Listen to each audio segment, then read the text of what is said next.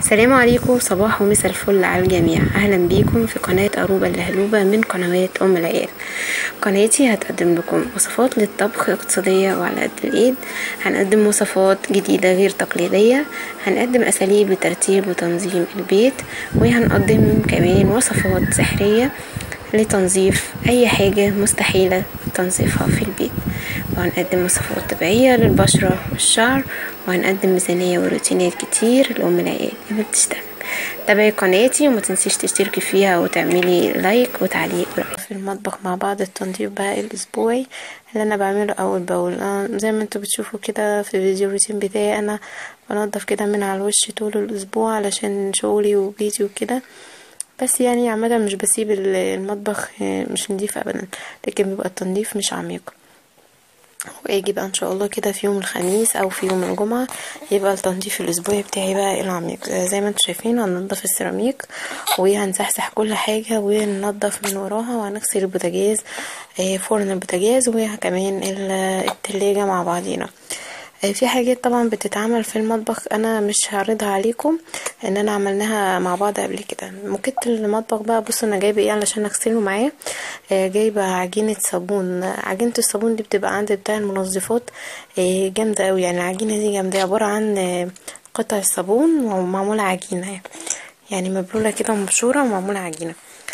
تمام.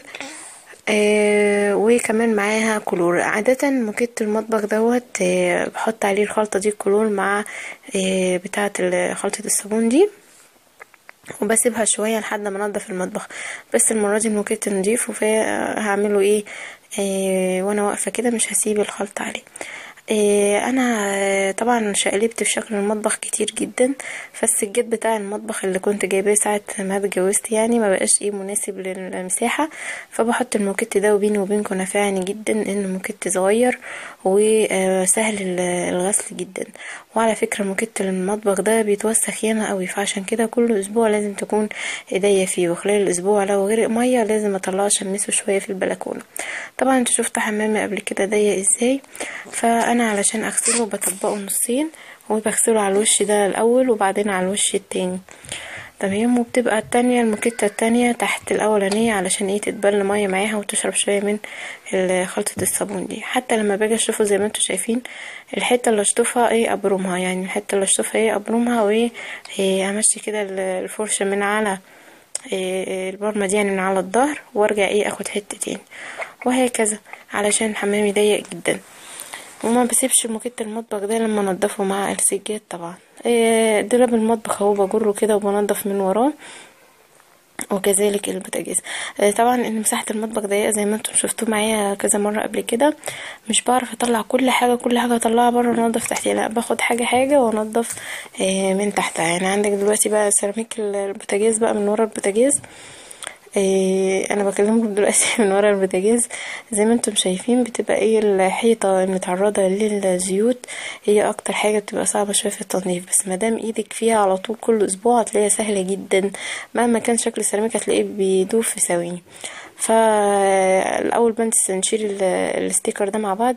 على فكره الستيكر ده مفيد جدا، بيلم الدهون. طبعا شايفين الفرق بين الحته اللي ورا الستيكر والحته اللي كده، يعني بينفعك في موضوع الدهون ده. ولكن لازم بشرط ان انت ما تسيبوش كتير على الحيطه، لانه كل ما يسخن، يعني لو هو البوتاجاز قريب من الحيطه كل ما يسخن الستيكر ده هيلزق ومش هيطلع معاكي. تمام. ده انا حاطاه بقالي فتره بصراحه. بصي بقى عامل ازاي، يعني الفتره دي ممكن 3 أو 4 شهور كنت بنضف الاستيكر من على الاستيكر نفسه، بنضف الدهون فاهماني، بالقماشه او على السلك، فكان سهل عن السيراميك شويه. فكنت شايفه ده ان انا اشيله، بس طبعا لازم تشيليه بصفه دوريه. حضرت بقى خلطه كده بسيطه خالص، يعني ميه سخنه شويه، مش دافيه، لا سخنه يعني حبه، وحطيت كمان كلور كده حلوين، وصابون سائل اللي هو صابون المواعين دوت، بحب اول بريحه الليمون. وبالميه بقى السخنه وكده وحته السلكه دي، وابدا ان انا انضف مطرح الاستيكر ده بيطلع على طول في ثواني، عشان انا ما غبتش على الاستيكر ده. يعني بصراحه هي الفتره بتاعتي طويله، بس الحمد لله ما تاثرش كتير بالسخونيه. انا انصحك ما تسيبوش تمام. وهبدأ بقى ايه، هتشوفوا الدهون يعني ايه، هي بيبقى شكلها كده اصفر كده وشكلها مفزع، لكن اول ما بمشي عليها السلك هي وفواصل السيراميك بتنضف على طول.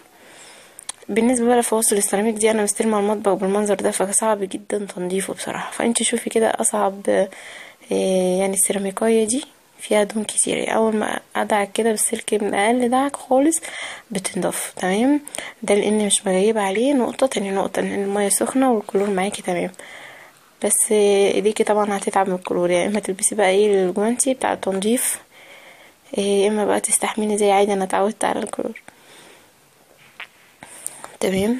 فبس كده، هو ده تنظيف البوتاجاز سهل جدا. ورا البوتاجاز ومواسير الغاز زي ما انتوا شفتوا ما نضيفة جدا، ما تأثرش بأي حاجة، الورق الفويل اللي عليها ما تغبرش حتى زي ما هو.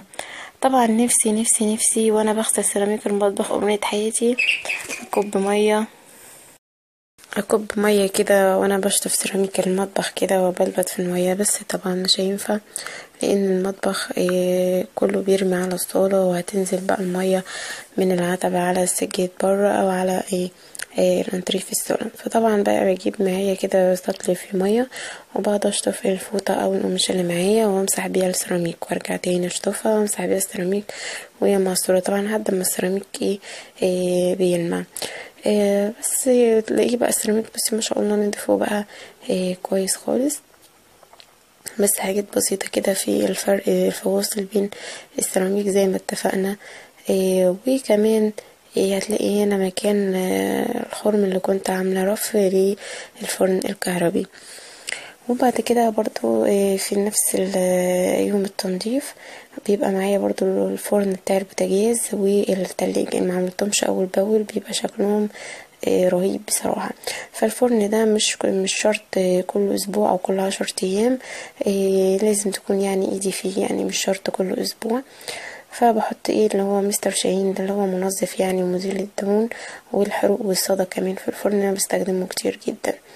بس انا بحطه شويه، وعلى ما انضف التلاجة بيكون نضف، اروح مسحها كده بقماشة وخلاص.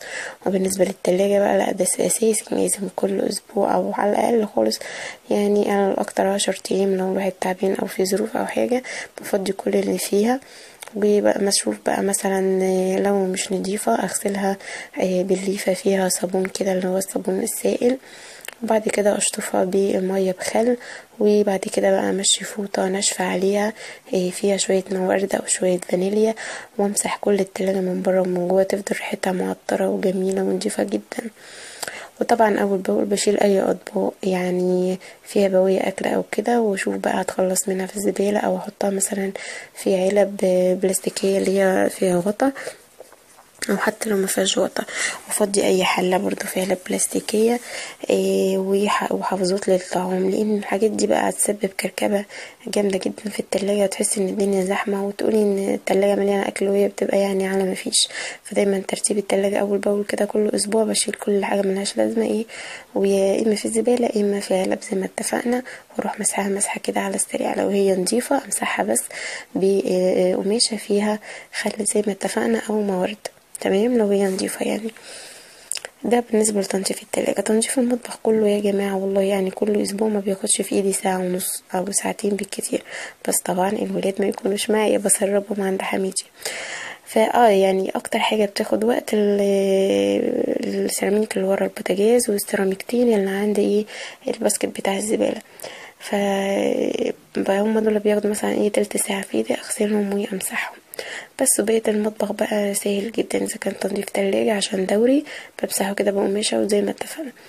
بالنسبة بقى لدولاب المطبخ طول الاسبوع بكركب فيه واشد حلة من هنا وطاسة من هنا وكوبايات من هنا، باجي بقى على اخر الاسبوع اعيد ترتيبه مرة تانية. هو مش بيحتاج تنظيف يعني تنظيف اللي بالكم فيه، هو بس بيبقى محتاج اعادة ترتيب واعادة تنظيم.